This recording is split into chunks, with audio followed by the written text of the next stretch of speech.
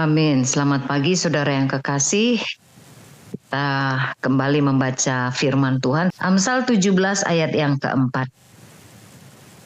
Orang yang berbuat jahat memperhatikan bibir jahat. Seorang pendusta memberi telinga kepada lidah yang mencelakakan. A wicked person listens to deceitful lips. A liar pays attention to destructive tongue. Orang fasik mendengarkan bibir penipu, seorang pembohong memperhatikan lidah yang merusak. Kita belajar tentang 2 poin penting di Amsal 17 ayat 4 ini. Yang pertama adalah cerdas memilih dan mendengar kata-kata yang membangun. Yang kedua adalah cerdas memilih teman dan media yang kita gunakan. Jadi pesan di dalam Amsal 17 ayat keempat ini ada 2 ya. Bagaimana kita cerdas menjadi orang memilih mendengar kata-kata yang membangun dan cerdas untuk memilih teman atau sahabat kita. Saudara, cerdas memilih dan mendengar kata-kata yang membangun. Burung yang sejenis itu akan berkumpul bersama-sama. Orang yang jahat akan memperhatikan bibir jahat, kata firman Tuhan ini. Tapi bagi orang benar, bibir yang jahat itu tidak menarik baginya. Si pendusta akan memberi telinga pada bibir yang mencelakakan. Tapi bagi orang benar, bibir yang mencelakakan itu tidak menarik baginya. Hal ini menyiratkan bahwa mereka yang terlibat dengan kejahatan akan mendengarkan mereka yang memiliki kecenderungan yang sama. Jadi artinya, saudaraku, orang-orang yang seperti firman Tuhan katakan, orang yang berbuat jahat, mereka akan memperhatikan bibir jahat. Dan seorang pendusta, dia memberi telinga kepada lidah yang mencelakakan. Pesan apa yang ingin disampaikan oleh ayat ini bagi kita? Orang yang berbicara jahat dan orang yang mendengarkannya dengan perhatian adalah sama-sama jahat. Seorang pendengar yang bijak tidak akan bergabung dengan orang yang memiliki bibir yang jahat. Ia akan menolak mendengarkan ketika ada gosip yang jahat, ya. Ketika ada perkataan-perkataan tawaran untuk barang-barang, contohnya barang-barang curian. Lalu kemudian perkataan-perkataan peluang jahat tanpa diketahui. Dia juga akan menolak fitnahan-fitnahan saudaraku yang dibicarakan dengan keji di belakang. Dia juga akan menolak kalimat-kalimat dusta untuk menjilat dan lain sebagainya. Ada begitu banyak contoh, saudaraku, kata-kata yang jahat, saudara. Orang yang mendengarkan dengan penuh perhatian sebenarnya menunjukkan bahwa ia tertarik. Dan tanpa disadari, dia sedang masuk perangkap lebih dalam karena perkataan-perkataan itu akan masuk perlahan-lahan dalam lubuk hati seperti sedap-sedapan.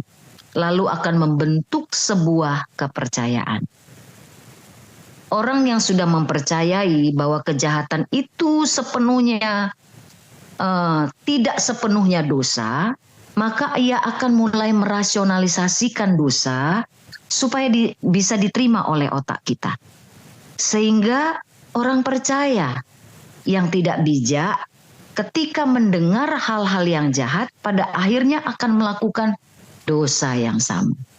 Jadi saudara yang kekasih, kita perlu bijak, saudaraku, bukan hanya melakukan tindakan-tindakan, tetapi kita perlu bijak untuk mendengar. Amsal 18 ayat 8 dikatakan, perkataan pemfitnah seperti sedap-sedapan yang masuk ke lubuk hati. Sama halnya dengan iman yang timbul dari pendengaran akan firman Kristus, demikian jugalah perkataan jahat yang didengar dengan perhatian, saudaraku. Ya, jadi artinya mendengar dengan perhatian. Artinya itu bisa berulang-ulang. Itu akan masuk dan merusak cara pandang kita kepercayaan kita. Nah, saudara, tanpa kita ketahui, dia perlahan-lahan, saudaraku, mempengaruhi cara berpikir kita. Lalu bagaimana respon kita kalau kita diperhadapkan dengan orang yang bermulut jahat? Amsal 20 ayat 19 dikatakan begini. Siapa mengumpat membuka rahasia. Sebab itu janganlah engkau bergaul dengan orang yang bocor mulut. Firman Tuhan menasihatkan, jangan bergaul dengan pengumpat dan bocor mulut. Karena mereka adalah orang yang tidak bisa dipercaya dan orang yang tidak setia. Hindarilah mereka. Ingat bahwa dosa di hadapan Tuhan bukan cuma melakukan perbuatan dosa itu, tetapi berdiam diri terhadap dosa artinya kita setuju terhadap dosa tersebut. Ya, contohnya dosa perzinahan. Itu dihitung bukan pada waktu melakukannya, tapi dimulai saat pikiran zina, bukan pada saat melakukannya. Jadi saudara yang kekasih, kita perlu belajar seperti firman Tuhan ini untuk bijak di dalam mendengar. Yang kedua, saudaraku, cerdas memilih teman dan media yang kita gunakan. Mazmur 1 ayat 1-3 dikatakan demikian. Berbahagialah orang yang tidak berjalan menurut nasihat orang fasik, yang tidak berdiri di jalan orang berdosa, dan yang tidak duduk dalam kumpulan pencemooh. Tetapi yang kesukaannya ialah Taurat Tuhan, dan yang merenungkan Taurat itu siang dan malam. Ia seperti pohon yang ditanam di tepi aliran air yang menghasilkan buahnya pada musimnya, dan yang tidak layu daunnya, apa saja yang diperbuatnya berhasil. Saudara, yang kedua dikatakan, jangan bergaul dengan pencemooh. Dan tidak mengindahkan nasihat orang fasik adalah kunci diberkati Tuhan. Perkataan-perkataan cemooh yang terus-menerus mendapat perhatian kita, itu akan masuk sekali lagi ke dalam pikiran kita dan akan mempengaruhi cara berpikir kita. Ia akan membentuk karakter yang baru, ya, karakter yang buruk dalam diri kita. Nah, apa hubungannya di dalam ayat firman Tuhan tadi? Apa hubungannya tidak duduk dengan kumpulan pencemooh dengan keberhasilan? Sebab dikatakan di sana, saudara yang kekasih, orang yang tidak duduk dalam kumpulan pencemooh, saudara, ia seperti pohon yang ditanam di tepi aliran air, yang menghasilkan buahnya pada musimnya, tidak layu daunnya, apa saja yang diperbuatnya itu berhasil. Jadi apa hubungannya orang yang tidak duduk dengan kumpulan pencemooh dengan keberhasilan?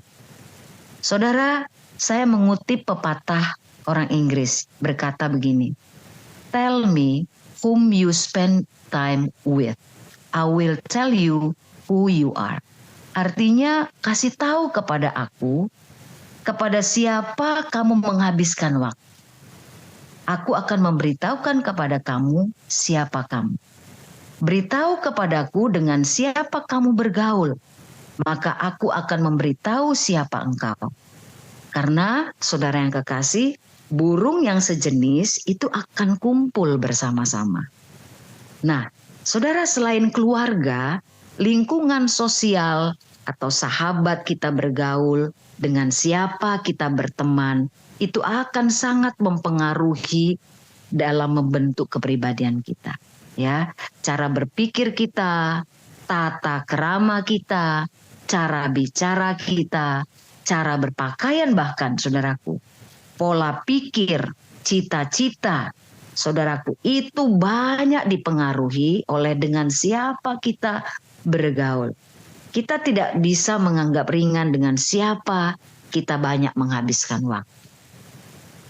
Amsal 13 ayat 20 dikatakan begini. Siapa bergaul dengan orang bijak menjadi bijak, tapi siapa berteman dengan orang bebal menjadi malang.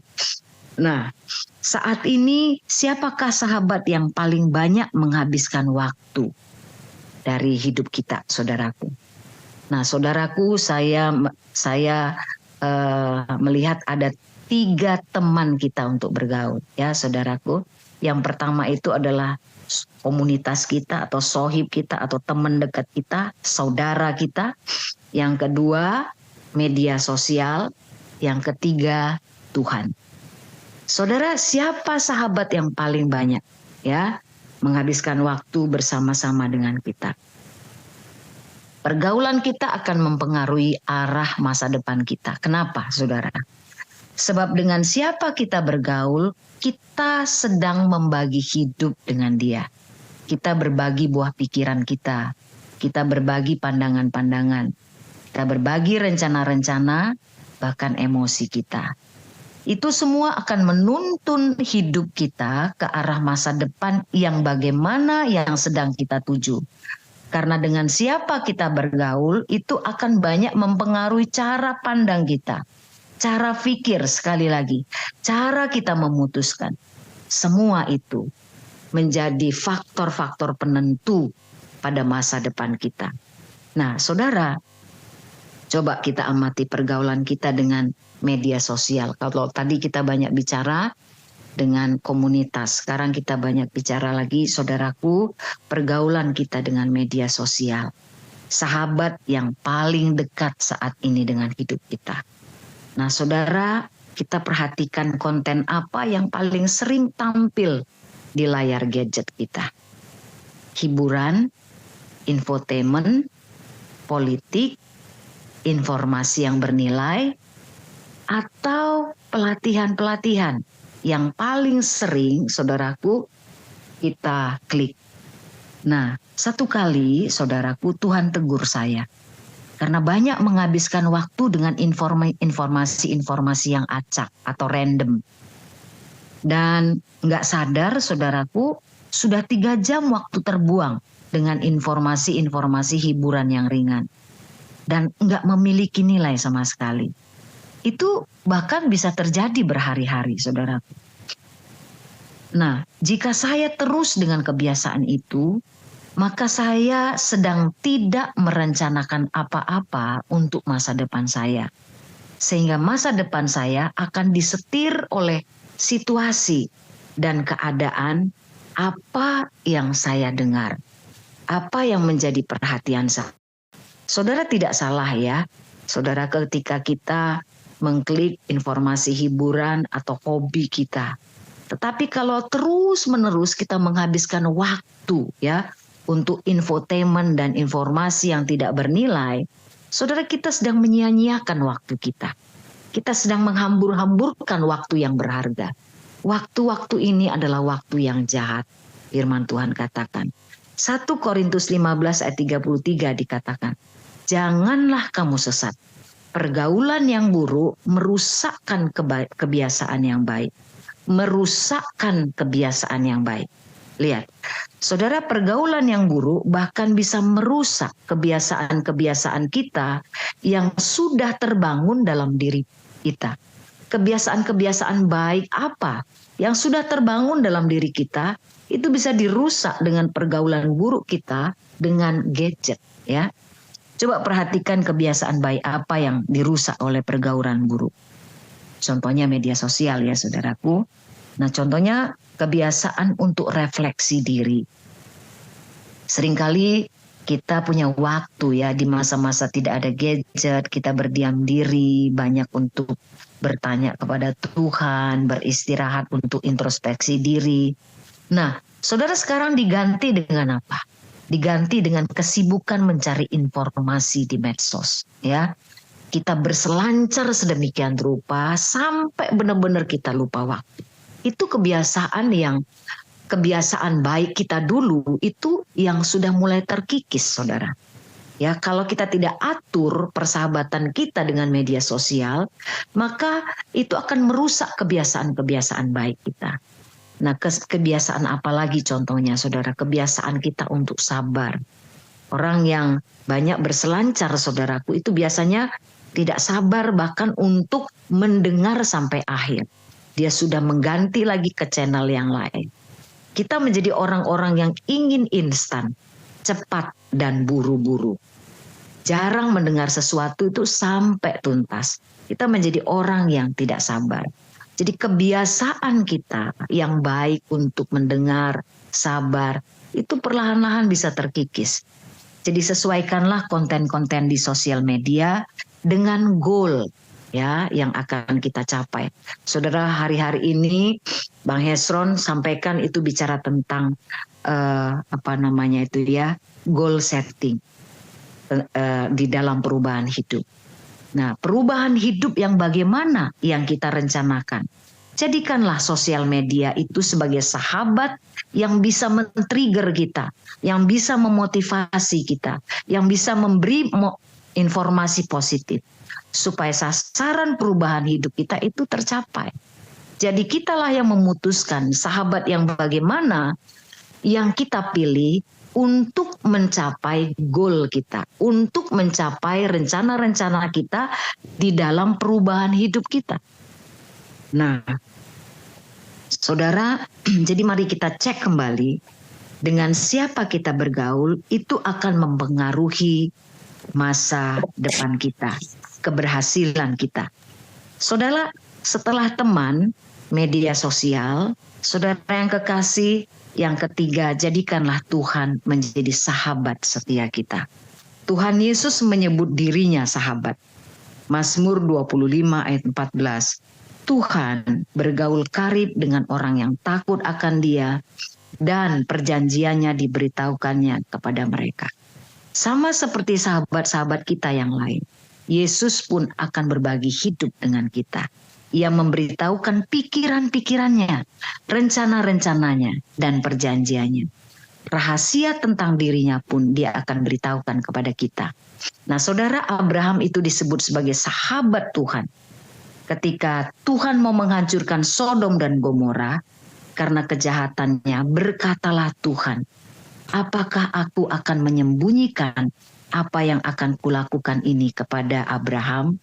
Lalu Tuhan, Alkitab katakan, memberitahukan kepada sahabatnya Abraham apa yang akan Dia lakukan kepada Sodom dan Gomora. Saudara yang kekasih, Henoh juga hidup bergaul karib dengan Tuhan. Ia membangun keintimannya dengan Tuhan selama hidup. Jadi bergaul dengan Tuhan itu artinya senantiasa berjalan bersama-sama. Bergaul dengan Tuhan artinya senantiasa berjalan bersama-sama dengan Tuhan.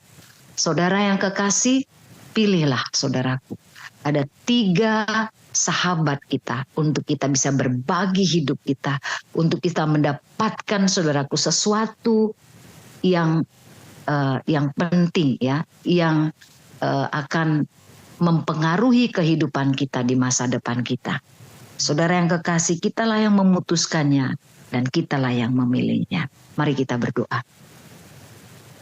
Bapa yang baik, terima kasih untuk pagi hari ini. Kami bersyukur Tuhan, firman-Mu mengajar kami untuk bijak memilih teman, memilih dengan siapa kami bergaul, dan hal-hal apa yang kami mau ambil daripada kehidupan kami Tuhan, bersama-sama dengan sahabat kami. Kami juga belajar Tuhan tentang mendengar dengan bijak, supaya kami menjadi orang-orang yang setia kepada Engkau. Dimulai dengan kami cerdas untuk mendengar. Kami tidak mendengar segala sesuatu yang ada di depan kami, tapi kami memutuskan untuk memilih mendengar kata-kata yang membangun, kata-kata hikmat yang memberikan pertumbuhan, perubahan hidup dalam diri kami. Sehingga apa yang kami rindukan Tuhan, itu boleh terjadi atas hidup kami. Bapa, kami memilih untuk bergaul dengan Engkau, berjalan senantiasa bersama-sama dengan Engkau. Terus menerus Tuhan, berjalan senantiasa bersama-sama dengan Engkau. Kami tidak mau berhenti pada satu titik tertentu. Tuhan, tapi kami mau terus berjalan bersama-sama dengan Engkau.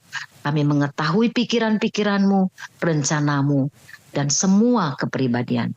Terima kasih Bapa, di dalam nama Yesus kami berdoa dan mengucap syukur.